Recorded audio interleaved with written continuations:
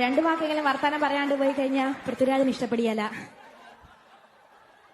താഴെ ഒരുപാട് ഗസ്റ്റുകൾ ഉണ്ടെങ്കിലും കണ്ണുകൾ ചെന്ന് ഉടക്കുന്നത് സുപ്രിയയിലോട്ടാ. ചുമ്മാ സുപ്രിയ എന്ന് സോപ്പിട്ടാലും എനിക്ക് പൃഥ്വിരാജിലോട്ട് മറിയും വഴി യേശുവിലേക്ക് എന്ന് പറഞ്ഞ പോലെ ഇരുവഴിഞ്ഞിപ്പുഴ പുരയല്ല കേട്ടോ. ഇനി അറബിക്കടലിലുള്ളതാണെങ്കിൽ പൃഥ്വിരാജ് കാഞ്ചനമാലയ്ക്കുള്ളതല്ല, എനിക്കും ഉള്ളതല്ല, പിന്നെ ആർക്കുള്ളതാ?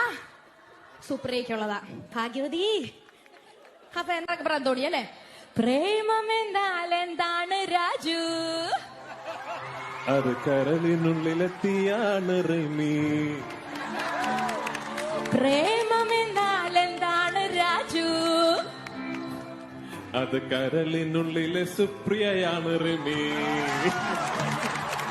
ശംഖു പേടച്ചാലും കാണൂലേ, എന്റെ നെഞ്ചു പേടച്ചാലും